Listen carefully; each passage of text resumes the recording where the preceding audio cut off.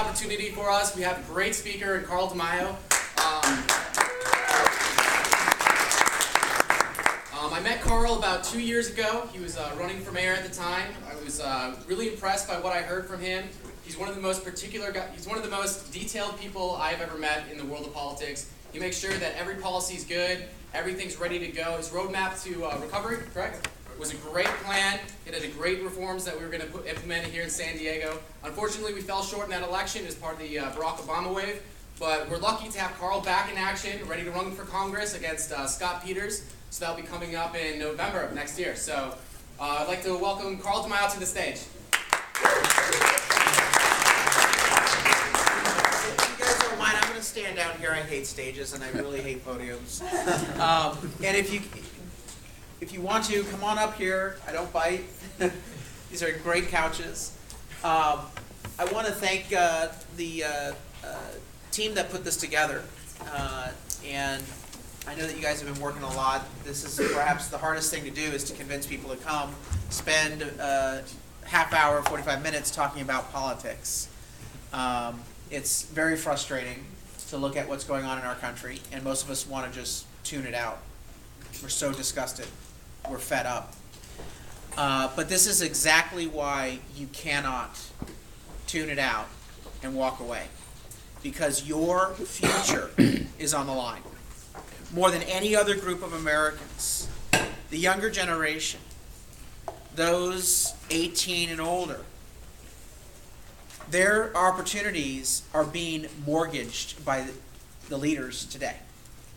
And you're going to pay for the bad decisions that they have made and continue to make. And a lot of people say, oh, it'll get better. My message tonight, if you walk away with anything, is don't wait for the old guard to fix the problem. They won't. They created the problem. They're continuing to extend the problem. And it's only going to be when you rise up and say, hey, wait a minute. I want the same opportunities that prior generations had. I'm working my butt off to get a degree. I'm going to walk out of this college with student loan debt.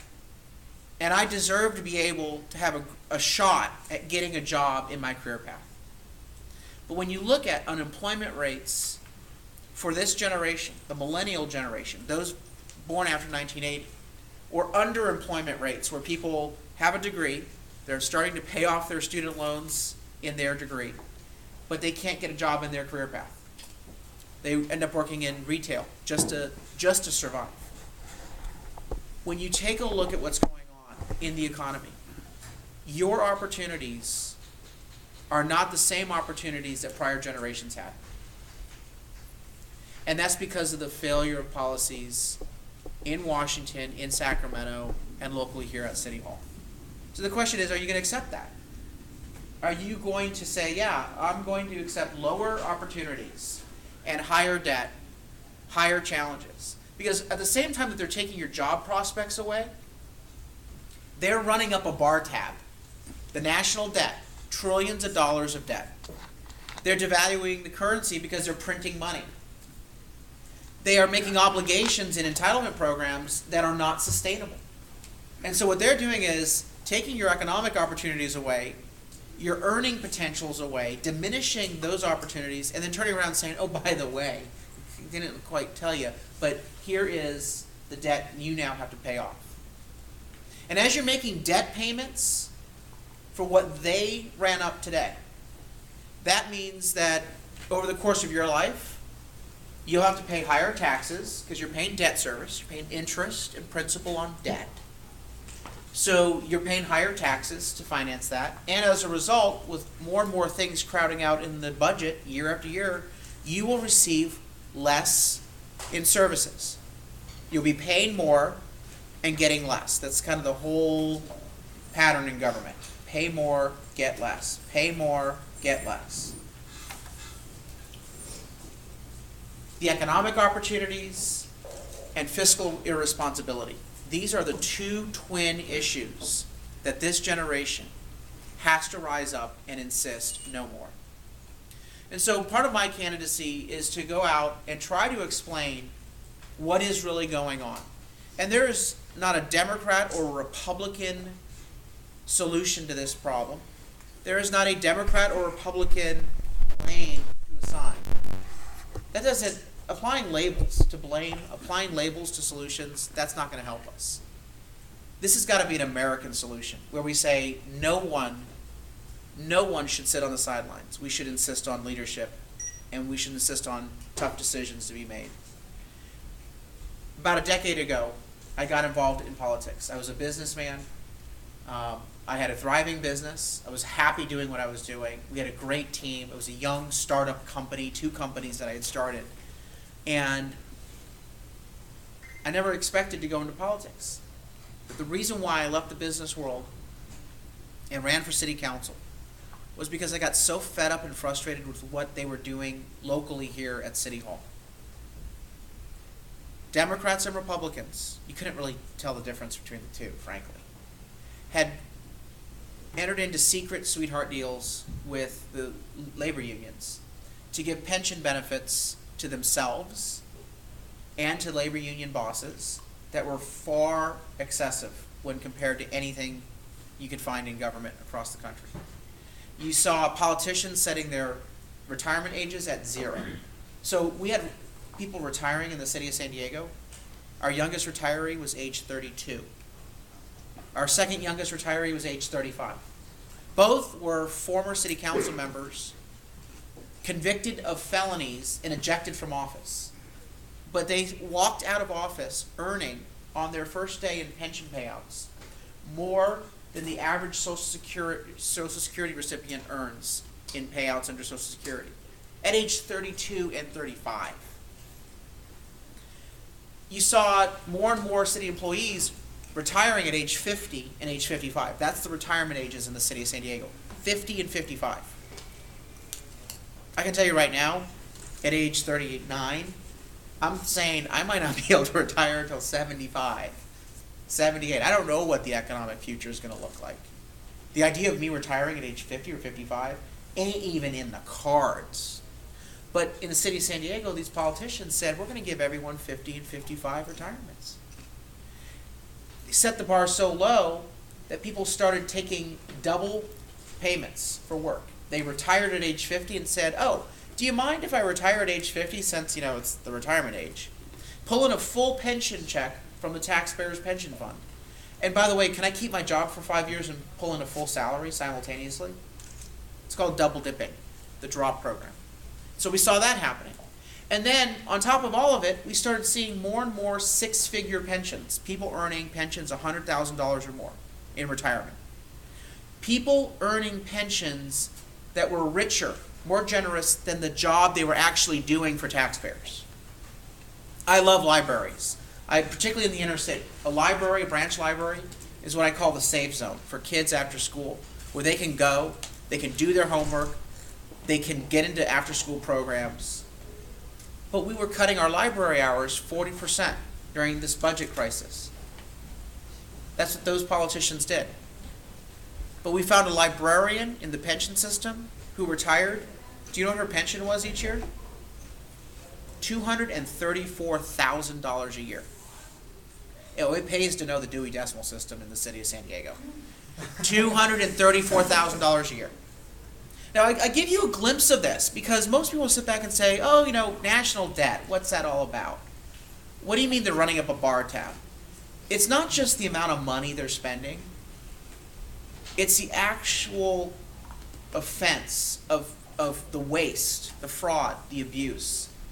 Because if we had less $234,000 pensions, we'd have more money to actually keep those after-school programs that were cut. Keep the 40% of library hours that were cut. The browned out fire stations throughout the city of San Diego that were shuttered. The fact that we are having police officers leave the city and then we hold the position vacant and then eliminate the position. Lowest number of police recruitment and retention that we've seen in decades. Have anyone driven on our roads lately? Not a fun experience. I joke up at, I live up in Poway or Rancho Bernardo, and I tell people, when you drive into Poway, like, well, why? Is there a sign? No, your drive actually becomes smooth again. So they zeroed out road repairs and pothole repairs and road resurfacing. They were moving money from potholes to pensions. So I decided, let's offer some plans. Let's figure out how to solve this. And as a citizen, I put together a citizens budget task force. Just of a bunch of people on the outside looking at the city's books saying, we can balance the budget without a tax increase, and we can save the services by rethinking how government operates. Because as a businessman, I have to be cognizant and careful with what I do. I have to make sure I bring in my business budget on time. Ultimately, we were able to produce a budget that did all those things. Balanced, for real, without raising taxes on working families who were already struggling in a bad economy. And we were able to restore services. Working together, we were able to get citizens involved in putting pressure on the politicians from both parties. I had to take on Republicans before we could actually offer plans to get Democrat votes. And I was perfectly happy to take on Republicans. I called for a Republican mayor to resign, Dick Murphy. I was one of the first voices to do that. Every once in a while, I would spar with Jerry Sanders early on. The Republican developers who wanted to build a brand new city hall while our roads were falling apart, I said, no, you got your priorities wrong. We don't need a new city hall. What we need are the neighborhood services.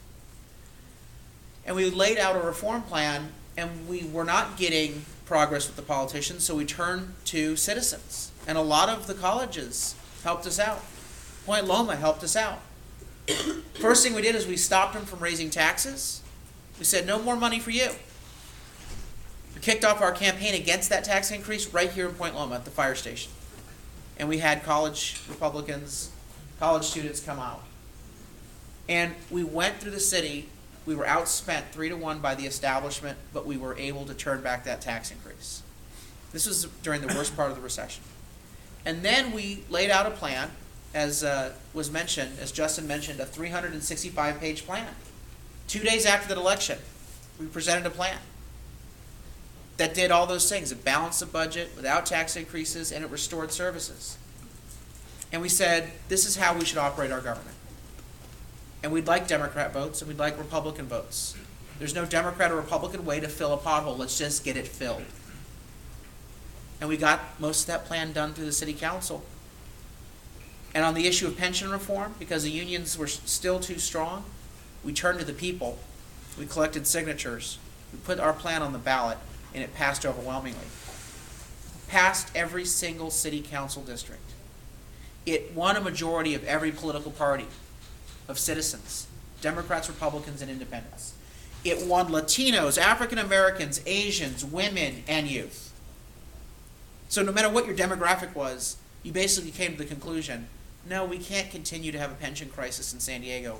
We have to have reform. Now, I give you this tour of the last 10 years in San Diego because I get a lot of people who say, I can't fight Washington. Well, you know what? They say you can't fight City Hall, but we did a pretty damn good job fighting City Hall. And when the naysayers said you couldn't do X, Y, and Z, you couldn't solve the problems without massive tax increases or gutting and cutting your services, we said no. We're not going to be put in a black and white environment. What we want is to transform how government operates. We want innovation. We want creativity. The old paradigm doesn't work. Let's try something new. So anyone who says today that you cannot fix Washington, baloney.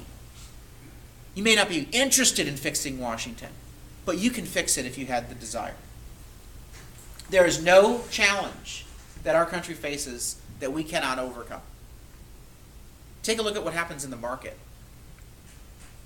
We're seeing innovation and cycles of advance that's amazing.